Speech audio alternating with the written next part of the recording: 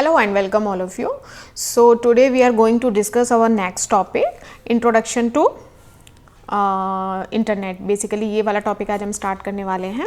तो इस टॉपिक के अंदर हम डिस्कस करेंगे टर्मिनोलॉजी. एक तो इंटरनेट क्या होता है, ठीक है, और दूसरा हमारा नेटवर्क. ये दो टर्म्स जो आपको दिख रहे हैं ना, नेटवर्क और इंटरनेट, दिखने में काफ़ी सिमिलर हैं, लेकिन ये दोनों का मतलब और ये दोनों कॉन्सेप्ट दोनों डिफरेंट हैं. अगर मैं बात करूँ, अगर मैं कंप्यूटर सिस्टम को अंडरस्टैंडिंग की बात करूँ, तो एक बहुत ही कॉमन टर्म यूज़ होता है नेटवर्क और इंटरनेट. तो पहले हम बात कर लेते हैं बेसिकली नेटवर्क की, कि नेटवर्क क्या होता है ना. तो जैसे नाम से क्लियर है, नेटवर्क का मतलब होता है collection of two or more machines, ठीक है, टू और मोर कंप्यूटर्स. तो ये मैंने इसकी डेफिनेशन लिखी है, ये वन लाइन डेफिनेशन आप लिख सकते हैं. A network is a collection of two or more computers, जिसे हम होस्ट कह सकते हैं, ठीक है, connected through multiple channels to send and receive data. ठीक है, देखो नेटवर्क क्या होता है, बेसिकली एक कलेक्शन होता है, टू और मोर सिस्टम्स उसमें कनेक्टेड हैं, ठीक है, और उसमें सबसे बड़ी बात ये है, जब ये कनेक्टेड हैं तो किसी न किसी मल्टीपल चैनल्स कुछ भी हो सकते हैं, उनके थ्रू कनेक्टेड हैं. और जब ये कनेक्टेड हैं तो डेटा सेंड और डेटा रिसीव दोनों टाइप की जो ऑपरेशन है वो परफॉर्म हो सकते हैं. So this is network. दूसरा क्या होता है, जब भी हम कनेक्टिविटी की बात करते हैं, वी रिक्वायर्ड नेटवर्क डिवाइसेस. तो नेटवर्क, सेकेंड पॉइंट देखिए, network can also include various devices. जब आप सिस्टम्स को कनेक्ट करोगे तो वो किसी न किसी डिवाइस की हेल्प से कनेक्ट करोगे. फॉर एग्जांपल, एक मेरी मशीन है, मुझे किसी दूसरी मशीन के साथ कनेक्ट करना है, तो कनेक्ट करने के लिए या तो आप वायरलेस नेटवर्क के थ्रू जाओगे या वायरलेस, मतलब आपको कुछ कनेक्टिविटी के लिए चाहिए.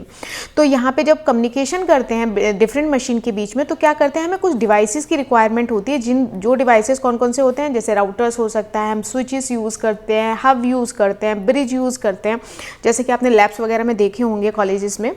तो क्या होता है, हम डिवाइसेस का यूज़ करते हैं, क्यों, कनेक्टिविटी के लिए, ठीक है, so that smooth data communication हो सके, स्मूथ डेटा ट्रांसमिशन हो सके. नेक्स्ट आगे चलते हैं.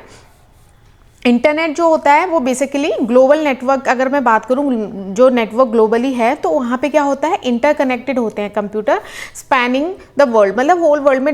अगर मुझे ग्लोबल नेटवर्क की मैं बात करूं, तो यहाँ पे भी सिस्टम को क्या करते हैं, हम कनेक्टिविटी के लिए हम क्या यूज़ करते हैं, इंटरनेट प्रोटोकॉल सूट्स यूज़ होते हैं. जैसे कि आपने सुना होगा, अभी हम आगे डिस्कस भी करेंगे, TCP/IP प्रोटोकॉल. ये क्या है, एक प्रोटोकॉल सूट है जो ग्लोबली नेटवर्क में कम्युनिकेशन के लिए यूज़ किया जाता है, जिसमें हर एक लेयर होती है और हर एक लेयर के अपने कुछ प्रोटोकॉल्स होते हैं. बेसिकली जो TCP/IP मॉडल है, ये इसमें 5 लेयर्स होती हैं, तो हर एक लेयर का डिफरेंट टास्क होता है, ठीक है. तो आगे हम डिस्कस करेंगे, अब ये मॉडल आएगा आगे, ठीक है. इसके अलावा सेकेंड इंपॉर्टेंट पॉइंट ये है कि ये जो होता है, इसमें दोनों तरीके के नेटवर्क यूज़ होते हैं. एक नेटवर्क, बेसिकली हम इसको डिस्कस कर रहे हैं, vast number of local and global. मतलब नेटवर्क भी दो तरीके का होता है, एक होता है प्राइवेट नेटवर्क, एक होता है पब्लिक नेटवर्क, जैसा कि आपको पता है, जहाँ पे हम क्या कर सकते हैं, बहुत सारे वायरलेस जो सिस्टम है, मशीन से, उनको हम कनेक्ट कर सकते हैं, ठीक है. तो ये हुआ हमारा बेसिकली नेटवर्क. आप समझते हैं कि इंटरनेट क्या होता है, ठीक है. अब इंटरनेट, ये हमारा इंटरनेट था, सॉरी, ठीक है. आगे चलते हैं. अब हम कुछ टर्मिनोलॉजी समझते हैं. जब हम नेटवर्क या इंटरनेट ये सारे चीज़ों को पढ़ते हैं, तो हमें कुछ टर्म्स हमें क्लियर होना इंपॉर्टेंट है. जैसे फर्स्ट है IP एड्रेस, ठीक है. IP एड्रेस आपको पता है क्या होता है, यूनिकली आइडेंटिफिकेशन के लिए यूज़ करते हैं. IP एड्रेस क्या होता है, यूनिक आइडेंटिफायर होता है किसी भी डिवाइस में, जो नेटवर्क डिवाइस में कनेक्टेड है उसके लिए. तो ये क्या होता है, इसलिए हर एक मशीन का अपना एक IP एड्रेस होता है, ठीक है. URL क्या होता है, URL का फुल फॉर्म होता है यूनिफॉर्म रिसोर्स लोकेटर. ये क्या होता है, ये वेब एड्रेस होता है, जिसका यूज़ करके हम क्या कर सकते हैं, हमें कोई स्पेसिफिक साइट को सर्च करना है इंटरनेट पे, तो हम उसका URL टाइप करते हैं. फॉर एग्जांपल, मैंने लिखा www.google.com. तो ये क्या है, ये कंप्लीट अपने आप में एक URL है. किस लिए यूज़ करा, क्योंकि हमें एक स्पेसिफिक साइट है google.com, इसको ओपन करना है, इसको एक्सेस करना है. डोमेन नेम क्या होता है, डोमेन नेम ये है इसमें, ठीक है. तो डोमेन नेम क्या करता है, बेसिकली जो रीडेबल फॉर्म में लेके आता है वेबसाइट का. सोचो अगर वेबसाइट एक न्यूमेरिकल, मतलब एक IP एड्रेस हो, एक हर एक वेबसाइट का, आप सोचो कितनी वेबसाइट का ये IP एड्रेस याद रख सकते हो, नहीं रख सकते ना. तो उस IP एड्रेस को बेसिकली ह्यूमन रीडेबल फॉर्म में कन्वर्ट करने के लिए डोमेन नेम सिस्टम का यूज़ करते हैं.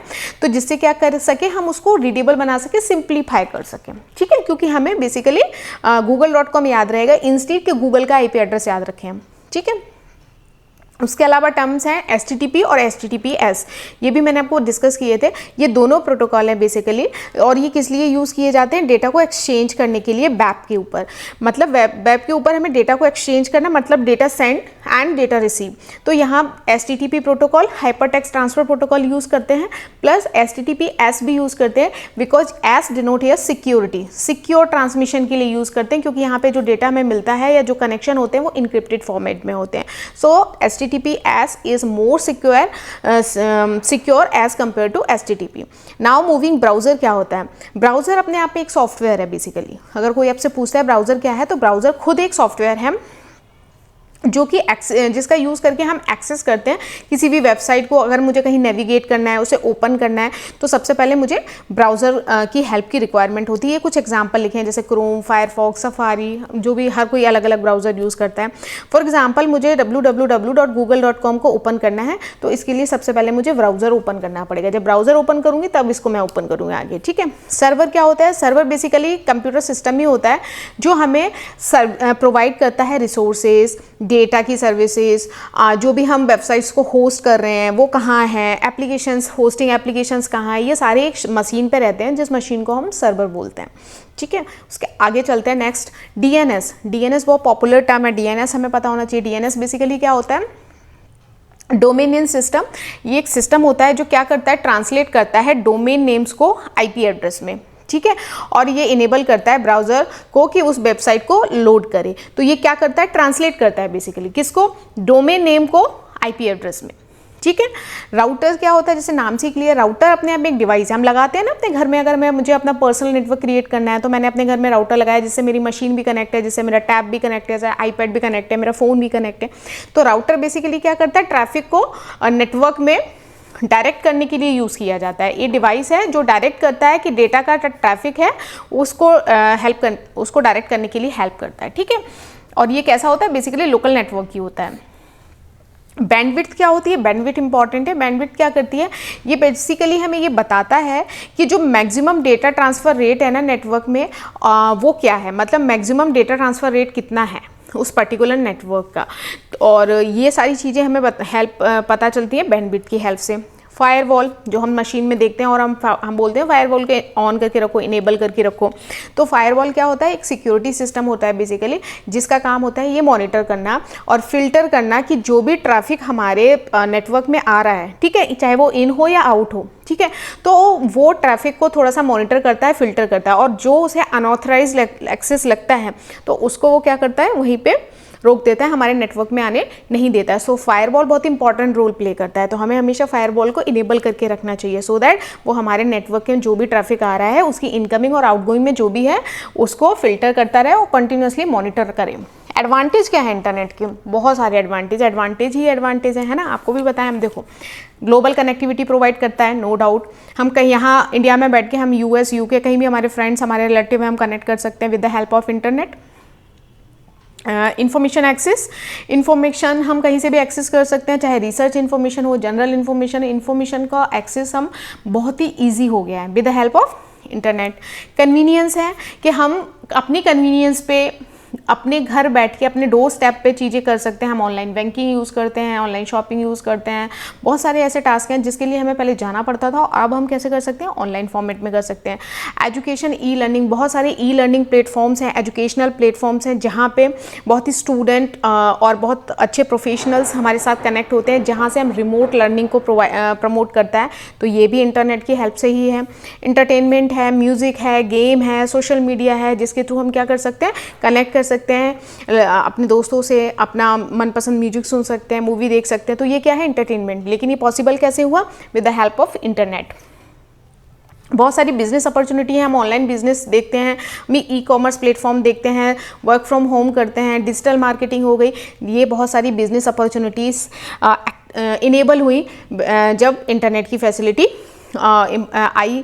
रियल टाइम कम्युनिकेट कर सकते हैं, है ना, हम वीडियो कॉल कर सकते हैं कहीं भी। मैं इंडिया में हूँ, मेरी सिस्टर अगर UK में है, तो हम डायरेक्ट वीडियो कॉल के थ्रू उससे कनेक्ट कर सकते हैं, सोशल मीडिया के थ्रू कनेक्ट कर सकते हैं। तो रियल टाइम कम्युनिकेशन होता है। गवर्नमेंट का डेटा, पहले हमें क्या होता था? गवर्नमेंट ऑफिस में जाना होता था, वहाँ पे टाइम लगाओ, एक पर्टिकुलर टाइम में वो काम होता था। अब क्या कर सकते हैं, हम ऑनलाइन एक्सेस कर सकते हैं। हमारा जो भी पोर्टल है, ई गवर्नेंस के पोर्टल्स हैं, जिससे क्या हो गया है, टाइम और हम डिपेंडेंट नहीं रहे कि हम उनके ऑफिस में जाके ही कोई काम करें। बहुत सारे काम हैं जो ऑनलाइन पोर्टल्स अवेलेबल हैं। क्लाउड पे हम अपना डेटा स्टोरेज कर सकते हैं। फॉर एग्जांपल जीमेल, सबका अकाउंट होता है जीमेल पे, हम क्या कर सकते हैं, सिक्योर अवेलेबल है हमारा डेटा, हमारी सारी फाइल्स क्लाउड पे, और हम कहीं से भी उसको एक्सेस कर सकते हैं। बस वहाँ पे किसकी फैसिलिटी होनी चाहिए, इंटरनेट की फैसिलिटी होनी चाहिए। So this is also very important services. Health care, बहुत सारे हेल्थ केयर हम एडवाइस ले सकते हैं। न्यूट्रिशन के बारे में हमें पता करना है, अपने बहुत सारे हेल्थ ऐप्स हैं जहाँ जाके हम डिटेल फिल करके अपनी हेल्थ के बारे में रिपोर्ट जनरेट कर सकते हैं, या हम हेल्थ प्रोफेशनल के साथ अपॉइंटमेंट ले सकते हैं, उनके साथ डिस्कस कर सकते हैं अपनी हेल्थ को। So this is also very important advantage. अब एडवांटेज हैं किसी चीज़ के, तो उसके थोड़े बहुत डिसएडवांटेज भी होंगे। फटाफट एक क्विक रिव्यू देते हैं। Privacy concern, definitely. क्यों? क्योंकि हमारी इंफॉर्मेशन कैसी है, वेबसाइट्स पे ऑनलाइन अवेलेबल है, तो क्या हो सकता है, उस इंफॉर्मेशन के साथ उसकी सिक्योरिटी एक रिस्क है। ठीक है, तो प्राइवेसी कंसर्न डेफिनेटली है। साइबर सिक्योरिटी थ्रेट्स हो सकते हैं, क्योंकि बहुत सारी वेबसाइट हैं जिस पे वनरेबिलिटी हो सकती है, हम उनको हैक किया जा सकता है, वायरसेस, फिशिंग, बिल्कुल साइबर सिक्योरिटी थ्रेट्स है एक ड्रॉबैक। एडिक्शन है, सोशल मीडिया हो गया, गेमिंग हो गया, स्ट्रीमिंग हो गया, ये बहुत एडिक्ट होते जा रहे हैं, खास तौर से आज की जनरेशन।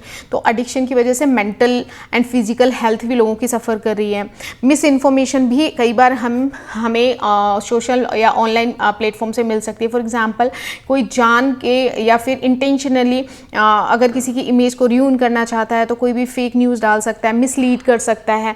बट क्यों? क्योंकि हमारे पास ये चेक करने का कोई ऑप्शन नहीं है कि वो इन्फॉर्मेशन कितनी ऑथेंटिक है ना, तो वो एक इन्फॉर्मेशन का है। सोशल आइसोलेशन इसलिए होता जा रहा है कि हम ऑनलाइन तो इन्वॉल्व बहुत हैं, लेकिन हम फेस टू फेस कम्युनिकेशन में अब उतना इन्वॉल्व नहीं होते हैं, तो कहीं ना कहीं ये सोशल डिस्टेंस भी क्रिएट हो रही है इसकी वजह से। साइबर बुलिंग बहुत ज़्यादा हो रही है। साइबर बुलिंग का शिकार मतलब हैरेस हो रहे हैं बहुत सारे बच्चे जो यंग हैं, तो cyber bullying with the help of social media, जिससे उन्हें मेंटल ट्रबल हो रहा है, तो वो ऑनलाइन प्लेटफॉर्म्स के थ्रू हो रहा है। डिस्ट्रैक्शन हो रहा है, क्यों? क्योंकि अगर हम पढ़ने जाते हैं और हम कुछ देखते हैं और हमें कुछ दिख गया, तो उसके बाद घंटों हम स्क्रॉल करते रहते हैं, हमें पता नहीं चलता, तो डिस्ट्रैक्शन है, जिससे क्या हो रहा है, रिड्यूस हो रही है आपकी प्रोडक्टिविटी। जो 1 घंटे में जितना प्रोडक्टिव काम कर सकते थे, वो कहीं ना कहीं 2 घंटे हमारे कब स्क्रॉल करने में चले गए, हमें पता ही नहीं चला। हेल्थ इश्यू हो रहे हैं कंटिन्यूसली, जब हम सिस्टम के साथ या मशीन के साथ या फ़ोन के साथ कनेक्ट हैं, तो उससे हमारी हेल्थ पे इम्पैक्ट हो रहा है। ठीक है, जिससे हेल्थ इश्यूज़ हो रहे हैं बहुत सारे। डिपेंडेंसी इतनी हो गई है कि हमें जरा सी क्वेरीज को भी सर्च अगर करना होता है, तो हम अपने क्रिटिकल थिंकिंग को एक्टिवेट ही नहीं करते हैं। हम क्या करते हैं, सीधा गूगल करते हैं, हम सीधा इन्फॉर्मेशन को ऑनलाइन सर्च करते हैं, हम उसको खुद से सॉल्व करने की कोशिश नहीं करते। So we are totally dependent on the internet, तो डिपेंडेंसी बढ़ती जा रही है। इन्वायरमेंट पे भी उसका इम्पैक्ट पड़ रहा है। ठीक है, डेटा सेंटर्स बनते जा रहे हैं बहुत सारे, जिससे उसका इन्वायरमेंट पे भी इम्पैक्ट कहीं ना कहीं पड़ रहा है। तो ये कुछ डिसएडवांटेज भी हैं। तो ये मैंने आपको ओवरव्यू दिया बेसिकली इंटरनेट नेटवर्क, क्या क्या उसके बेसिक टर्मिनोलॉजी है। क्यों? क्योंकि आगे के लेक्चर्स में इन टर्मिनोलॉजी का यूज़ होगा। सो दैट मैंने आपको एक्सप्लेन कर दिया, एक ब्रीफ इंट्रोडक्शन। आई होप आपको समझ आया होगा। Thank you so much for watching us. मिलते हैं नेक्स्ट लेक्चर में डिफरेंट टॉपिक के साथ। Thank you.